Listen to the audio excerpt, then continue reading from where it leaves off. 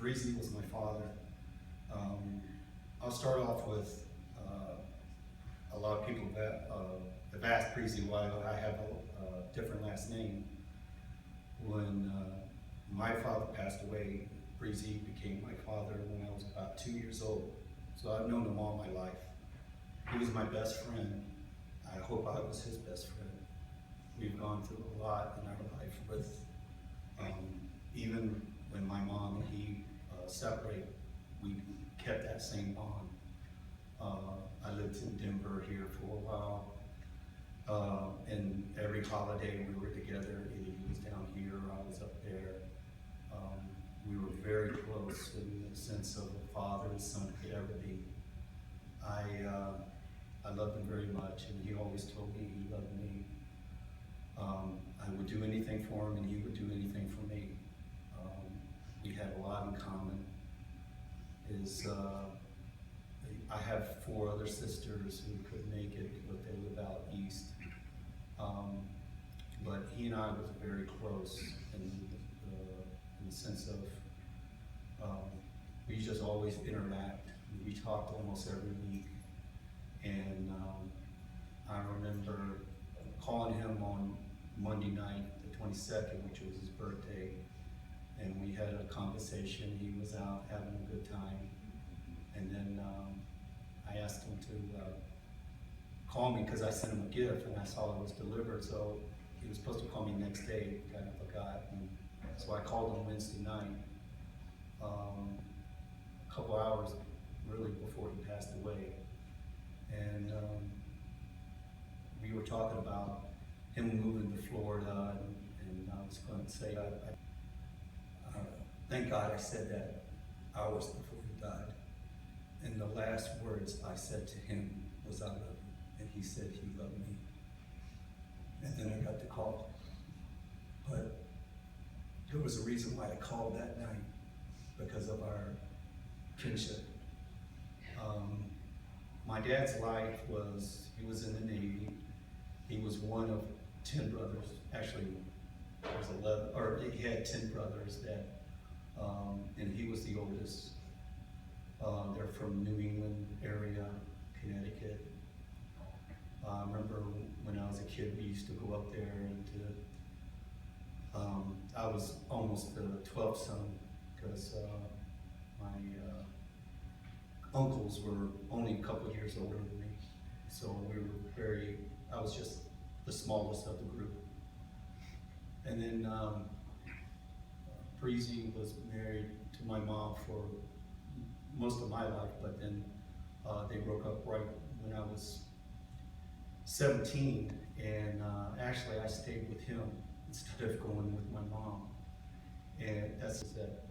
He always treated me like a man. We had that man, sports and that connection, but I wanted to join the Marines like my father, like my grandfather, and like my great-grandfather, and like my daughter is now. But he convinced me to join the Navy because he was in the Navy. And I remember he's like, why do you want to join the Marines? I said, well, they're the toughest guys in the world. And he goes, let me tell you about tough. And he told me about SEAL training. So he took me to the recruiting station and got me into SEAL training. So I didn't make it. I mean, only 1% do, but he gave me the courage to try it. But I spent time in the Navy, 8 years, and he was very proud of that. We communicated. I sent him letters from all over the world. I was deployed 5 times, and I would write letters to him all the time, and he would write back. And that's kind of unusual these days, people communicating by letters. But and then he came out here from out east, and we always kept together. And there was a point where I was looking for a new adventure, and he said, come out here, there's work out here. So I came out here, and I lived here for 10 years. And we've always been close. My dad and my wife, Noreen, is very close, and he knew my kids.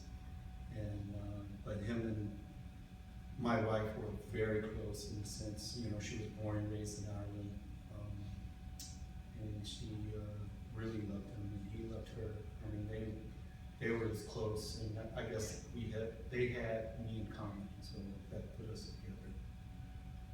And I think I'll finish with, I think Breezy, as everyone knows him, his life was living it. You know, he always said he was a wild man, and he's gone through some divorces and been through a lot of relationships, and he had a lot of problems with relationships because he just didn't, you know, he just wanted to live life. If he wanted to get on his bike and go to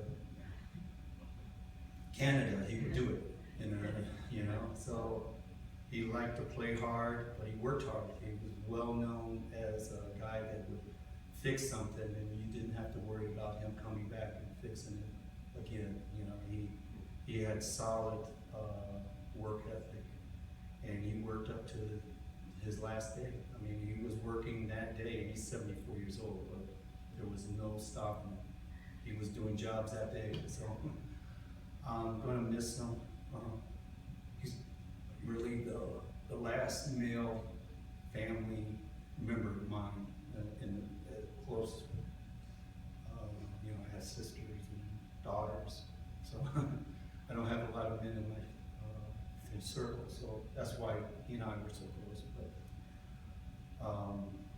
I just know that I will miss calling him for Christmas and Father's Day and his birthday, and him calling me, Dad, I love you, I'll miss you.